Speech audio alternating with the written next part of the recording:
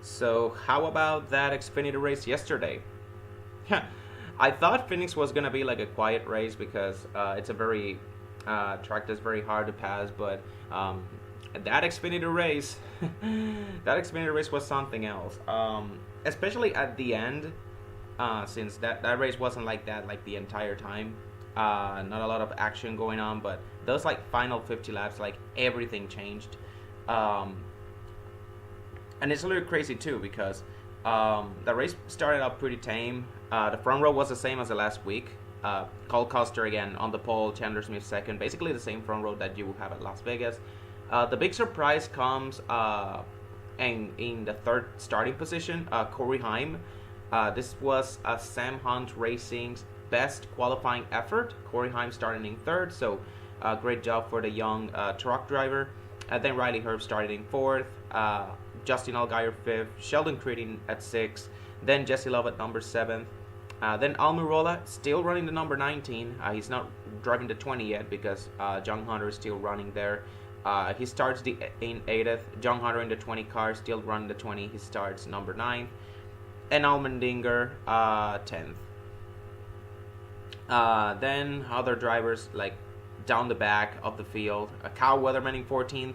Austin Hill in 15th. Lowest qualifying effort for the season so far. And again, this is, something that you would expect out of Austin Hill when it comes to like tracks like Phoenix, Martinsville. This shorter, flatter tracks. He doesn't tend to run really well at those type of tracks or just qualify well for that matter. So this 15th place finish for Austin Hill, it's not a surprise to me. Like this is well known at this point. Austin Hill is just very bad at short flat tracks. Haley Deegan in 19th, a great qualifying effort for her. Sam Mayer in 21st, just a very slow start to the season for him. Shane Van Gisbergen in 23rd, Leland Honeyman 24th, then Jeremy Clemens in 25th, Josh Williams 27th, again, just like Sam Mayer, another driver has had a very slow start to the season. William Byron 28th, this was the first race he drove the Hendrick 17 car. The 17, I believe they're running like 10 races among like 5 drivers. There are 4 HMS drivers for Cup, and then Boris said he's going to run like a couple of races there too. So that HMS car is going to see plenty of action.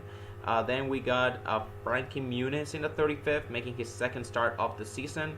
Then Ryan Vargas also making his first start of the season in the number 32 car for Jordan Anderson. And then only one guy failed to qualify because only 39 cars showed up. CJ McLaughlin, the second time in 4 races, RSS has failed to qualify. And something I gotta ask myself, why is Ryan Sieg's team, this RSS racing team, why are they a 4-car team? They are the Stewart-Haas Racing of Xfinity, which is ironic given that number 1, Stewart-Haas Racing already has an Xfinity team and they're doing really well for themselves. And number 2, I believe they still have that Xfinity, that Stewart-Haas Racing Alliance, RSS Racing. So it's honestly really crazy. I know that Ford doesn't have that many good teams. The only 3 teams that they have is the RSS, Stewart-Haas, and then the AM Racing team that Haley Deegan competes in. So that's 7 Fords. But still, RSS Racing, they do not, they don't look like a 4-car, like a 4-car operation. Would be really good if it was like a 2-car operation and they're the 3-car. The 3rd car was like a part-time car with CJ McLaughlin. But then again, like Kyle Sieg, Blaine Perkins, those guys, they deserve to be full-time. So I don't know. Some tough breaks to start the season. Been a bit horrible for those guys. So yeah, a few of the guys going to the rear. Sheldon Creed, despite his great qualifying effort, he will have to start at the rear because they found a leak before the race started, so they had to replace an O-ring. That's an unapproved adjustment, obviously. Honeyman, Ryan Vargas, Emerling, Garrett Smithley, they're also going to the rear for unapproved adjustments. And yeah, like I said, the race started pretty much like Las Vegas race, pretty much a carbon copy. Just like last week, Chandler Smith, he just got the jump on Cole Custer and he led the first couple of laps. Kind of like what happened at Las Vegas. Custer was unable to lead the first lap as the pole sitter, at least until the first caution came out on lap like 4, lap 5 for Josh Williams. He got spun off turn 2 by Jeremy Clements. Again, just disaster start to the season. I don't know if I consider Josh Williams a playoff driver at this point. I know I had him like in the bubble and stuff like that, and he's still in the bubble for sure. But this is bound to be a very disappointing season. I had Josh Williams when I made my preseason predictions. I said that Josh Williams was gonna have like a Landon Castle 2022 type of season. Landon Castle never had this low of a start. I'm sorry. But yeah, really tough stuff for him. Dawson Cram also spun out after Patrick Emerling just plowed into the back of him. Pause. And Fox made zero mention of it, even though the replay showed it clear as water. The 07 DNF from the damage too, so that's already your last place finish for him, Patrick Emerling. So really tough. So then we go to the restart, and that was pretty much the only action we would get for the entirety of stage 1. Because Chandler Smith and Cole Custer, they stayed 1-2. Corey Heim, he restarted 3rd. And he stayed 3rd for the first couple of laps as Allgaier and Herbst battled for 4th behind him. And then John Hunter Nemechek, he restarted 10th. He went to 6th in 1 lap, and he settled in behind the 7th and 98, battling Amarola for 4th position. As the stage goes on, Allgaier's car comes to life. He was the only Chevrolet in the top 7. And as a matter of fact, he was the only Chevrolet that showed like race winning speed. Because everybody else, it was like the 3 JGR Toyotas of the Chandler Smith, Almirola, and John Hunter. And then the 2 Stewart-Haas racing cars of Cole Custer and Riley Herbst. And then Justin Allgaier. Those were like the 6 guys that were like the class of the field, in my opinion. Allgaier was the only one who was a Chevrolet. Amarola also started to advance through the field. He did a very good race. Phoenix is quietly being one of his best tracks. Up front, though, it's all Chandler Smith. He led every lap to win stage 1. Cole Custer in 2nd, Allgaier 3rd. Amarola in 4th.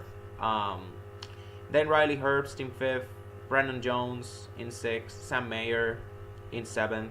Then Corey Heim in 8th. He kind of fell out during the long run. John Hunter also fell out during the long run in 9th, and Jesse Love in 10th. As for other guys that moved up through the field, didn't get any stage points, William Byron, he moved up to 11th. Sheldon Crean moved up to 14th. We go to pit road. Chandler Smith, he got a very slow stop. This was kind of like the main issue for him, and that's the main reason why he, despite having being like the only guy that could compete with like Allgaier in the long run, speaking of like race winning speed, he got a slow stop. Pit stops were like his Achilles heel the entire race. He got an issue with the left front tire on this first stop. He fell down to 4th. Cole Custer, thanks to that number 1 stall, he takes over the lead after winning the race off pit road, with Justin Allgaier 2nd and Riley Herbst in 3rd, also ahead of Chandler. And then we go to stage 2, the 7, Allgaier. He got a very slow restart. He spun his tires big time. This allowed Custer to like hold the lead over him. Allgaier does eventually recover though, and he goes on to battle like Chandler for 2nd, right behind him. Almirola, John Hunter, and Herbst battling for 4th. And there were battles all throughout the field too. So stage 2, it had a bit more action than stage 1. I mean, you had Allgaier and Chandler Smith battling for 2nd, Almirola, John Hunter, Herbst battling for position right behind them, and then you got Austin Hill, William Byron, and Sheldon Creed a bit further back. They were fighting to get into the top 10 there. Allgaier does eventually get past Chandler Smith for 2nd, and then Almirola, he followed suit like the very next lap. So you had like Allgaier, Almirola 2nd and 3rd right behind Cole Custer. And pretty much they will stay like that for the end of the stage, as stage 2 went green the entire way. And yeah, even though there were like battles all throughout the field, there weren't like any passes for the lead under green. Like I said, Phoenix is a very hard track to pass. Track position is a premium. Corey Heim, he loses a ton of spots with a track bar issue after reporting a vibration. He got to come back down pit road eventually. that was just, again, a tough break. This was Sam Hunt Racing's best qualifying effort too, like I said. So they had a legit top 10 speed too. They had a car that could finish like in the top 10. He was right up there. In the short run, he could compete with the Joe Gibbs cars, the Stewart Haas Racing cars, Allgaier. He was running up there like in the top 7, top 8. But yeah, like I said, stage 2 went green all the way. Custer is able to take full advantage of his track position and win the stage. Allgaier, he recovered for a second after that slow tire spin on the restart. Almirola 3rd, Chandler Smith 4th, then Riley Herbst 5th. John Hunter in 6th, Sam Mayer, Jesse Love, Brandon Jones, Austin Hill, they round out the top 10. Byron still in 11th. Sheldon Creed in 12th. They cannot advance any further after stage 1. I definitely expected them.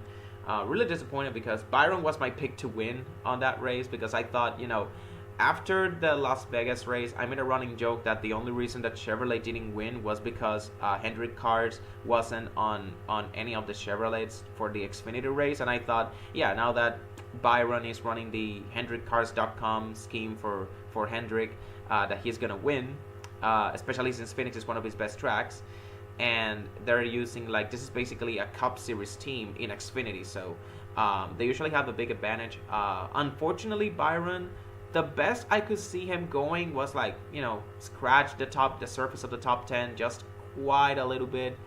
He never managed to advance any further than that though. Like the highest I thought I saw Byron was like a 10th, and that was like for a split second because he was battling with Sheldon Creed, Austin Hill, maybe Brandon Jones there. He was fighting for position with those guys all race long. He just could not advance any further than that. Just like in the previous round of pit stops, we go to pit road. Custer, Allgaier, and Herbst, they stay 1, 2, 3. Chandler Smith doesn't lose any positions, although you can make the argument that he wasn't leading, so he didn't have any positions to lose. So now we go to stage 3. Just like in stage 2, again, just a carbon copy. This race felt like a carbon copy. Every restart felt like almost the same. I mean, stage 1 felt like watching the start of the Vegas race all over again. Stage 2 was a repeat of stage 1. Stage 3 was like almost a repeat of stage 2. Like, it felt like a bit of Groundhog Day, watching the same race all over again, like the same sequence happened. But yeah, just like in stage 2, Chandler Smith, he took second from Allgaier. The only difference was that Allgaier did not spin his tires this time. He just had a slow start. Unlike stage 2, however, we finally got a pass for the lead under green as Chandler Smith made the move on the inside of Cole Custer. And then a few laps later, Allgaier took second away from him. And then Riley Herbst. And then Aric Almirola. So in just a couple of laps, Cole Custer, he went from 1st to 5th. All because of a loose race car. I don't know what adjustment they made to that car or what adjustment they did not make, but that car, that 00 just lost rear grip all of a sudden. He continued to fall down through to 8th by the time the next caution came out. I also got to talk about Colleague Racing because, holy shit. I know Josh Williams was like with a caution, was involved in like an early caution, and I also know that Van Gisbergen, this is like his first start. He was running like but he was still running like outside the top 20. He was just barely scratching the surface of the top 20 before that final stage. So, holy shit. Allmendinger was the only quote-unquote shining point, their only high point, and even that went south because he was running. He was also like in the top 10 too, like fighting with Austin Hill, William Byron, Sheldon Creed, right around that range. But then he started experiencing like an engine issue. He started losing power, and he just fell out of the top 20. I just gotta say, Colleague Racing is just cooked, man. I don't know what went wrong. I thought, I know Colleague went into kind of a tailspin towards the end of the 2023 season. The only high point was that Robo win from Allmendinger in Cup, but other than that, I thought that they would bounce back. But especially in their Xfinity Pro, and now that Allmendinger was back in Xfinity, where he earned most of his success on. Unfortunately, that hasn't been the case. Allmendinger has been a bit off. I mean, he's still being like top 10, but he's not like competing for top fives or competing for race wins. You know, you can make the argument that that we're not racing on road courses yet. But Allmendinger has also won on a couple of intermediate tracks as well. So the fact that he's not at the very least competing for top fives in intermediates is a bit alarming, especially since this is not the Allmendinger we're accustomed to seeing in Xfinity, when he was running like winning regular season titles, being the most consistent driver overall, posting like, I don't know, a guy that could give you like 25 top 10s, 5 wins, 17, 18 top 5s. Yeah, this is not that version of Allmendinger. I'm sorry. This is not that version of Allmendinger. I kind of feel like his season could go in two directions. Either he has like he runs like, you know, he wins 2 to 3 road course races, which is gonna be more than likely, because I just cannot see Allmendinger going winless in Xfinity. I just cannot. And also, or, you know, if this season goes incredibly bad and Kaulig goes into an even bigger, you know, digs their hole even deeper, I could see Allmendinger having like a 2021 Harvick type of season where he just like carries the entire team while his other 2 teammates just struggle. I don't think that's gonna be the case, especially since super speedways and road courses are like Kaulig's forte, and he also has Van Gisbergen as a teammate, so they're gonna be competing for wins at Coda, which is actually the next race that they're gonna be going to. But still, Kaulig has been, to start the season, they have been one of the bigger disappointments overall. And speaking of the caution, because I said that this stage 3, it had a caution. That was a what the fuck caution, and not the fun type of like what the fuck type of caution. No, this was more of a why the fuck did they throw it, WTF type of caution. At first I didn't know what the caution was for. They saw the replay of Hailie Deegan just kissing the turn 1 wall, and that's it. Like, she didn't even hit the wall, no damage, no nothing. She just got loose, went up in the marbles. And I thought that was why they threw the caution, but no. They threw it because of debris they threw it because of debris that they didn't even bother to show us, because, you know, NASCAR just made the excuse that, oh, you know, Hailie Deegan got loose and there's probably some debris in there. No, there wasn't any debris there. The Fox broadcast, you know, it's very easy to make fun of the Fox broadcast because they missed it, of missing stuff, but in this situation, I feel like this is more on race control for, you know, trying to, you know, look for debris. They just threw the caution. Just to look for a piece of debris that probably may have caused the 15 car to go loose. There was no debris, guys. Come on, that was a phantom yellow. That was a phantom yellow. And, you know, I didn't thought about it much at the moment, but now that I think about it and watching some of the reactions on social media, that caution just changed everything. That caution just changed everything because, you know, it caused everyone to go down pit road, number one, when they could have gone like, instead of making those ground of pit stops under green, they would go under yellow, because it was like 50 to go by that point, or closing up to 50 to go. Chandler Smith has another slow stop. This leads to Chandler Smith having another slow stop. His pit crew has struggled all race long. John Hunter Nemechek, on the other hand, he takes the lead with an amazing pit stop, and he wins the race of pit road over Justin Allgaier and Riley Herbst, with Chandler Smith in 4th. And because of John Hunter, I mean, he got a top 10 car, but he didn't have race winning speed like Allgaier or Chandler Smith. Because of a slower car, you know, restarting in the front of the field, this will obviously cause the rest of the field to stack up a little bit. Allgaier takes the lead, but behind him, Chandler Smith. And this was, you know, obviously, you know, the phantom caution mattered, but also this was a bit of desperation on the part of Chandler Smith. Chandler Smith got desperate. He tried not to let the 7 pull away. He forced a 3-wide situation by putting himself in the middle of 3 wide with John Hunter and Riley Herbst. Then off turn 2, he just washes up off the track. He turns the 20 around, and he wasn't like on the 20s bumper. I feel like he made contact with his with the left rear quarter panel like 2 to 3 times, when he could have just let go after the first time. Again, just a very aggressive move by Chandler Smith. He ended up turning his own teammate around. It caused an 11 car crash. Ended up taking out all of the good cars, basically. Riley Herbst, William Byron, Sam Mayer, Almirola. Brandon Jones also got damage. Haley Deegan also got involved in it. Jeff Burton, Parker Retzlaff, the two Jordan Anderson cars. Also, Brett Ryan Ellis and Brennan Poole, the two Alpha Prime cars. Austin Hill also got a little bit of damage there too. But yeah, some big names were involved in that wreck. Like, I don't know, between Riley Herbst, Byron, Sam Mayer, Almirola. Guess you could, if you want to put Brandon Jones in there, you can. That's like 4 or 5 good cars that ended up getting taken out. It was a really tough break, especially for Sam Mayer and Haley Deegan. Deegan, obviously, she just cannot stay out of trouble. And Sam Mayer, once again, with 3 DNFs in 4 races. And his reaction just... I just love this reaction. And I just love Sam Mayer's reaction of like, yeah, everyone went crazy on the restart. And also, don't let this escape you.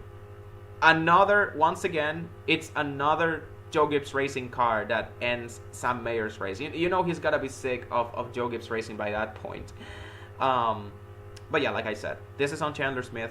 You know, I like the guy. He's my favorite Xfinity driver. And I know Phoenix is a track that's very hard to pass on, but, you know, he lost his patience back there. You got to be smarter than that.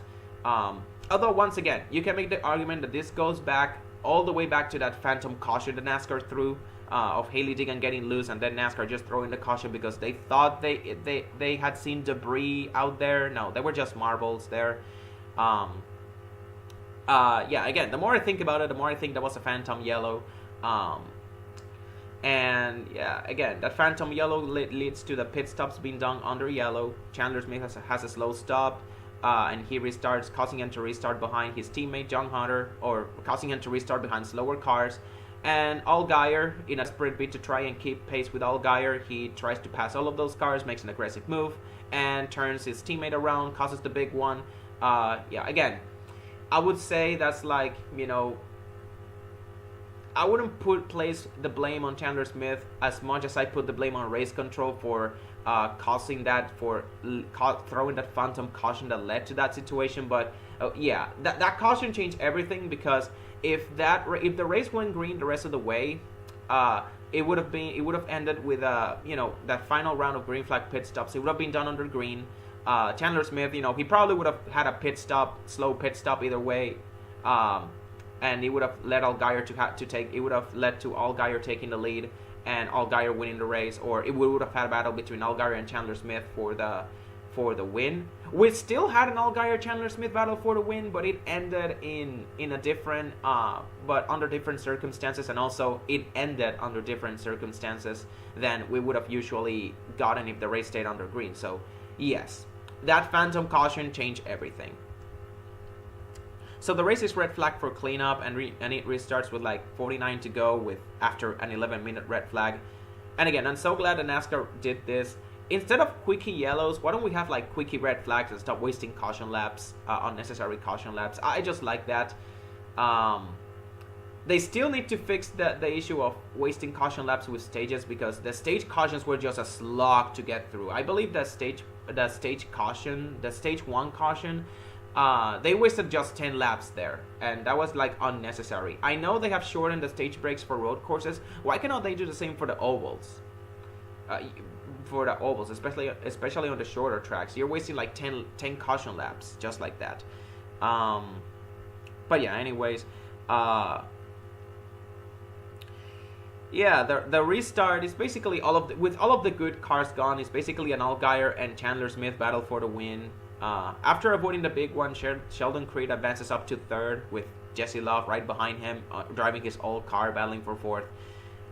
You know, the 81 looks to have the better car at first as he runs down the 7th to challenge him for the lead, but it turns out he may have burned out his stuff a bit too early as Allgaier starts putting some distance between them again in the long run. We see Kyle Sieg with a flat left front tire. I believe it was a left front. That's what the broadcast said, but he was smoking a lot. He made it down pit road though, so thankfully no caution.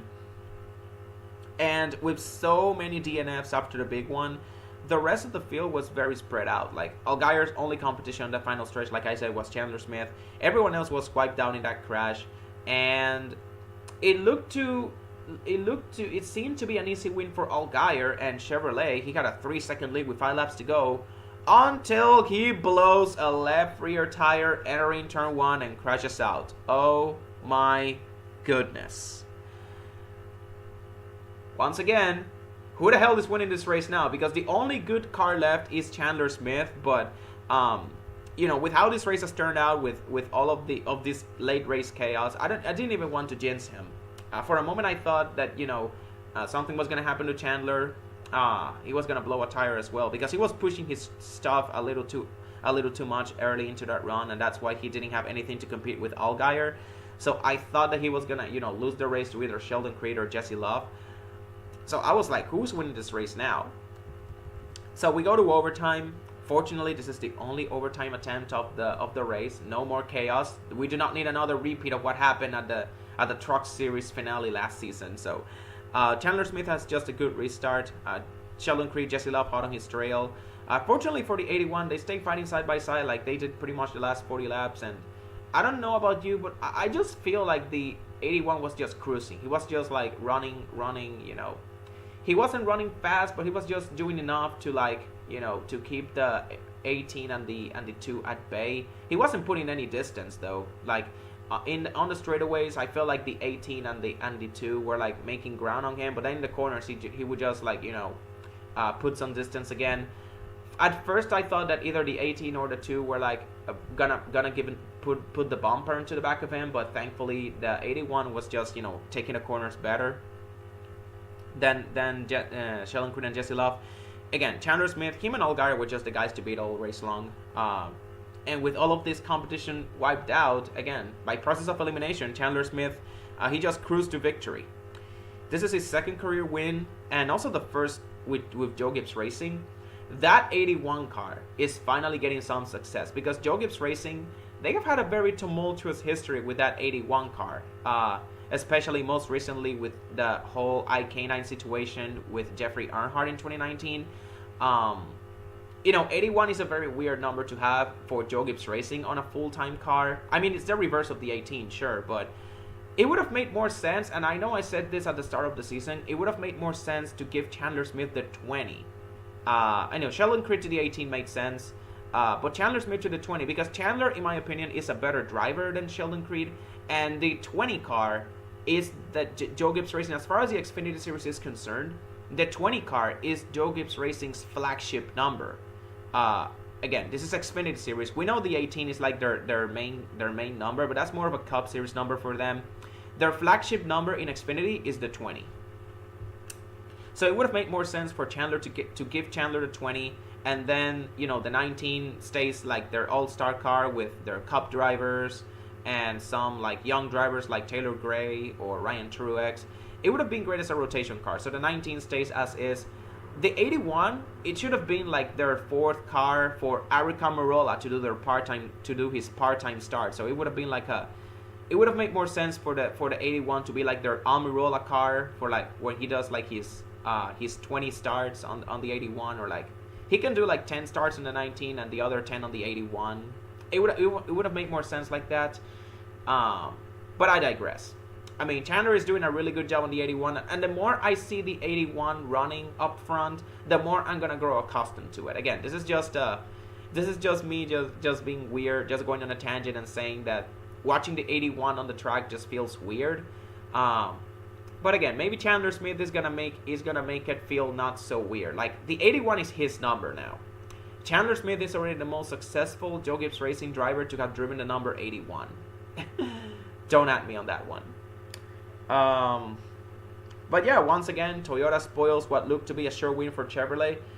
Chandler Smith also looking to be an early season contender, because the question after Austin Hill won the first 2 races of the season was that who would step up to challenge him for the regular season title and for the championship. At first he looked to be Allmendinger. I mean, Cole Custer's still there, but I don't know if he has. I don't know if he has what it takes to take the regular season title away from him. Chandler Smith, it looks like he has assumed the throne of that like number 2 guy that can challenge Austin Hill. I mean, right now he is the points leader. Only 1 point over Austin Hill because of all the stage points and stage wins he's gotten. But yeah, if this keeps up like this, I know a lot of people wanted like an Austin Hill versus Sheldon Creed battle, but I always knew Chandler Smith was going to be the best guy for Joe Gibbs Racing, and holy shit, I am so glad that he's proving me right. He's having a hot start to the season. Let's hope he keeps it up. I don't think Joe Gibbs Racing is going to go in a tailspin like Colleague Racing did, and I think Chandler's going to keep his hot start and continue to win races. I have him winning at the very least like 4 races. I'm gonna say it right now. I have him winning like 4 races. Most of them are gonna be at short tracks, like Joe Gibbs Racing has been pretty good at. I know I'm looking at Richmond as the next race that he's gonna win at, because he won there last year with his only win with Colleague was at that race. So you already know I'm looking at Chandler Smith to be a contender at Richmond. So yeah, but yeah, good stuff for Chandler. I bought a lot of stock on him, as you may have guessed. Again, I'm so glad he's cashing in. So again, for other notable finishers, the finishing order was very jumbled up due to all of the front runners crashing out. So you see guys that, you know, they were running like top 10, all of a sudden finishing top 5. Like, for example, Jesse Love. Love and Sheldon Creed, they were fighting, like, for those, like, final 40 laps or so, they were fighting him. And Sheldon Creed did an excellent job holding him off for 4th position. Eventually, on that final, like, overtime, Jesse Love finally got the better of him, but only by a fender, by a splitter, I believe. They crossed the finish line side by side. They gave Jesse Love 2nd place on a photo finish with Creed. So Creed got beat by his old ride, and people are on his ass once again. And again, this is just very upsetting, because why are people just giving Sheldon Creed shit? The guy has 3 top 5s in the first 4 races of the season, and the one time he finishes outside the top 5, you people shit on him. He finished 3rd at Phoenix, but oh no, he just got beat by Jesse Love at the line after holding him off. Calm the fuck on. It's like you people are just finding every single inch, anything. People are just gonna find whatever inch you can find, and then you guys are just gonna stretch it. That's what you people are doing with Sheldon Creed. And anything that happens to this guy, you're just gonna stretch it, and then just find whatever you can, whatever hole you can, and try to reach into it. You know, saying Sheldon Creed is a fraud. Why am I seeing all of this? Sheldon Creed is a fraud because he got beat by Jesse Love. He finished outside the top 20 at Las Vegas. I don't care. Sheldon Creed may have gotten beat by Jesse Love. I don't care. He still finished 3rd. That's still a top 3 finish. That's still a podium. That's still a podium finish. Oh, that Sheldon Creed got beat by a finish outside the top 20 at Las Vegas. Guess what? That is his only finish outside the top 5 on the season. He has 3 top 5s in the first 4 races to start the season. Sheldon Creed's gonna be fine. You know, he's no Chandler Smith. You know, I'll admit that. He is no Chandler Smith. But the guy, he's still gonna win races. I have him finally breaking through to win a race this year. And on a side note, I am so happy that Jesse Love got 2nd away from Sheldon Creed, because if Sheldon Creed finished 2nd, that would have meant a 9th runner-up finish to his name with 0 career wins. So, shout out to Jesse Love for that.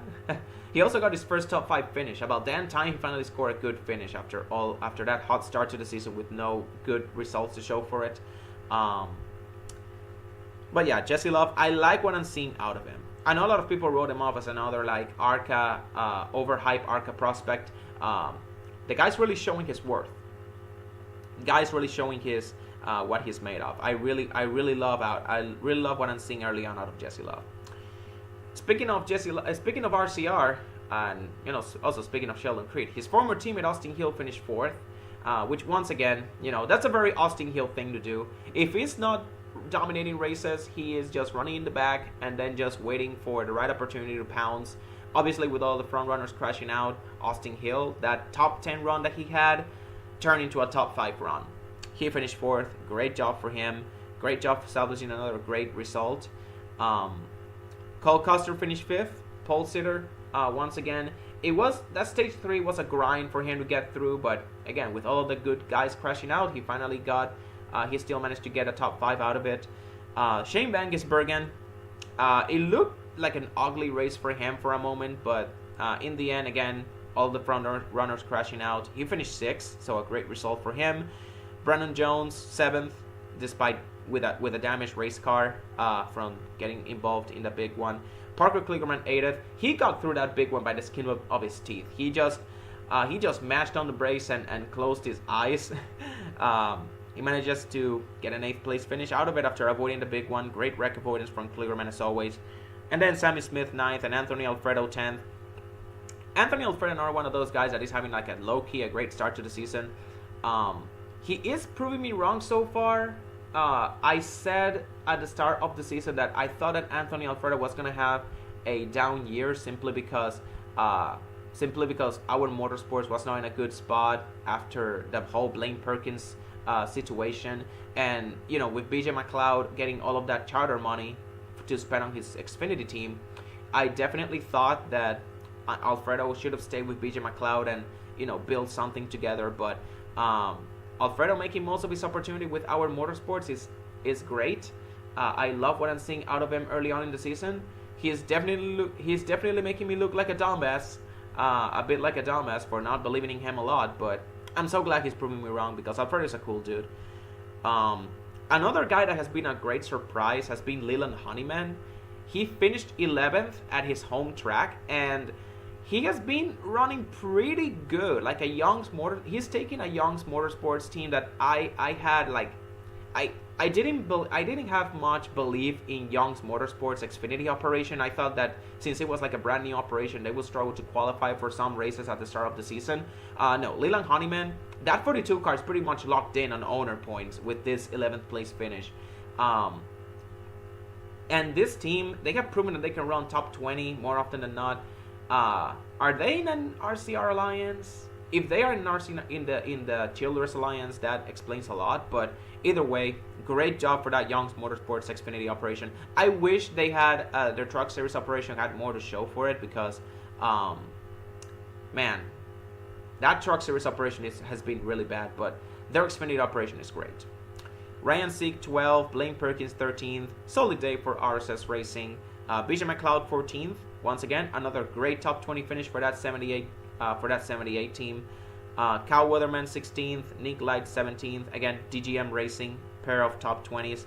AJ Allmendinger 18th with a bad engine. He managed to finish. The race.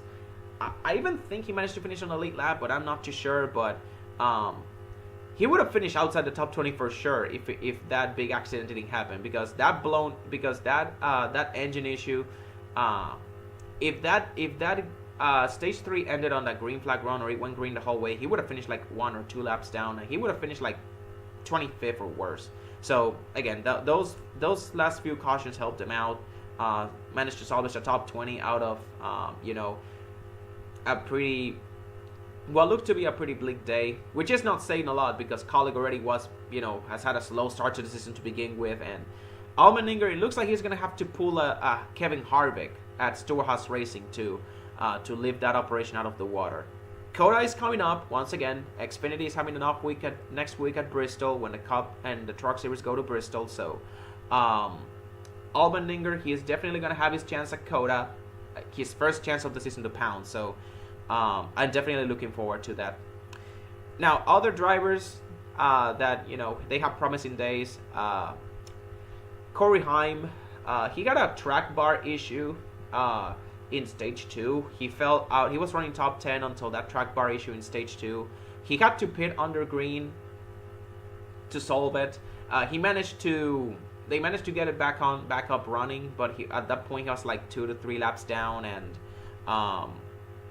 he finished 22nd, outside the top 20 basically. But again, he would have finished like 30th or so if that caution didn't happen, that crash didn't happen, Again, so he benefited from that. He was one of several guys who benefited from the front runners crashing out. William Byron 23rd. He got damaged from the big one, as well as Riley Herbst, who finished 24th. Josh Williams 27th. Sorry there. I almost sneezed out there. But yeah, Josh Williams 27th. Just a brutal day for him all the way. Allgaier 29th. Just absolutely brutal. That was just heartbreaking for him at the end. A sure win for Phoenix. What looked to be a sure win for him um, ended up in a crash. That was, that was just brutal. You hate to see somebody win like you hate to see a win taken away from someone like this, like a flat tire with 5 laps to go. It happens to the best of them. That's just how racing goes sometimes. But let this be a lesson to you. This is why you never leave the race too early. This is why you never leave the race with 10 laps to go. You got to stay there until the end just in case something happens. Frankie Muniz in 30th. He had an eventful day. Another guy who got an eventful day. The car was slow all day. I believe he also got a restart violation, one of those restarts. I believe it could have been like at the start of stage 3. He eventually took the car to the garage because, a mechanical failure. He got a slow car, basically. Which is really sad because he was very enthusiastic of finally getting back into the wheel of an Xfinity car. So he came back though. He took it to the garage, but then he came back after the big one. Though, to pick up a couple more positions, gain a couple more points. But then he took it back to the garage and then DNF'd. So unfortunately, but hey, again, if that big accident doesn't happen, he would have stayed in the garage and DNF'd much earlier. So what looked to be a 35th place finish for Frankie Muniz ended up becoming a 30th place finish because of that big accident. Again, speaking of the guys that were involved in that big one, Almirola 31st, John Hunter 32nd, Hailie Deegan 33rd, Sam Mayer 34th. Then Parker Retzlaff, Jeb Burton, Jordan Anderson 35th, 36th. Not Jordan Anderson, I mean Ryan Vargas. He was running the third Jordan Anderson car. But yeah, Parker Retzlaff, Jeb Burton, Ryan Vargas, 35th, 36th, 37th. Just an absolutely terrible day for Jordan Anderson. Just a very brutal day. All 3 of their cars with terrible finishes of 35th or worse. And then finally Patrick Ermeling 38th, who just got a DNF early. So thankfully, I'm just going to say this because I know a lot of people are not going to say this, but the weather was nice and pleasant, thankfully. I was worried that we would see another episode of like weird weather shenanigans every time NASCAR comes into town. Because we had enough of that last night with the ARCA race being shortened by rain and lightning. I thought that that was gonna set the tone of the entire weekend. The ARCA race being shortened by rain and lightning. I definitely thought that we were gonna see some weird weather shenanigans, but I am not letting this go. No, I am not letting this go because it's fascinating and infuriating how much terrible luck NASCAR has with the weather. The vortex theory goes crazy. We stand with the vortex theory. But yeah. The booth, though, was all over the place. Jamie Little, at this point, I'm all in for diversity. I'm all in for, women in being play-by-play announcers, but Jamie Little just ain't it. They should know by now that pit reporters as lead commentators, they just don't mix very well. The Truck Series with Vince Welch, the Truck Series tried it with Vince Welch. They're now trying it with Jamie Little in both Truck and Xfinity and ARCA as well. This is just not it. Just put Adam Alexander in the booth for both the Trucks and Xfinity Series. I know he's gonna be working a bit overtime, but Adam Alexander in the booth is just a great play-by-play announcer for both the Trucks and Xfinity Series. So again, I know they might be overworking him, but again, just put Adam Alexander there for the booth.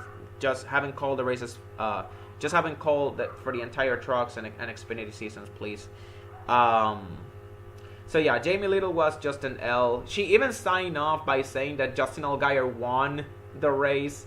By saying that Justin Allgaier won the race, which was honestly really funny / heartbreaking for those who are Allgaier fans. She also said that Sheldon Creed was like the 2000 Truck Series champion or Cup Series champion. I don't know. I know she meant to say 2020 Truck Series champion, but it just she just had a terrible play-by-play announcing stuff. Daniel Suarez in the booth was pretty funny. Though he had his moments, butchering the word comparison, like comparation, stuff like that. I speak Spanish, by the way, so that was a bit funny / cringe for him to say like like comparation. It's comparison. The word is comparison. He just butchered the word. He also confused Almirola with Allmendinger in the start when he was like announcing the starting lineup. He said that Almirola was the driver of the number 16. He was talking about Allmendinger, obviously. Despite this, however, despite his little blunders here and there, his jokes made me crack up though. The one where he compared the spotter to the relationship with his fiancee Julia, he just had me wheezing. I was just rolling. I was just not rolling on the floor, but that joke, that line, he just made me crack up, like saying, "Oh yeah, my fiance is just." My fiance is gonna be very mad at me, especially since this is our 5-year anniversary and it happened right here at Phoenix. I was just like, oh my gosh, Suarez, that meeting with your fiance after the race is gonna be so awkward. But obviously it was all in good faith. But I love it when drivers just crack up jokes like that about their wives or fiancés or significant others, girlfriends, stuff like that. I just love it. That joke just made me crack up. But anyways, this Xfinity race gave me quite a little bit to talk about. I thought this was gonna be like pretty much a quiet race, but obviously those final 50 laps were a bit wild, a bit manufactured, depending on who you ask. Again, that phantom caution low-key mattered at the end. But yeah, that was unexpected. Let's see what the Cup race has in store for us. As I'm wrapping up this video, I believe it's like, let's see. I know this is I know we're in daylight savings time now. So let's see. Let me double check the starting time. Could be 3 hours, but I could be wrong. Oh no, it's in an hour. It starts in an hour. Oh no, 45 minutes. Okay, it starts in 45 minutes. So, I'm just gonna wrap this up. Let's see what the Cup race has in store for us, and peace out.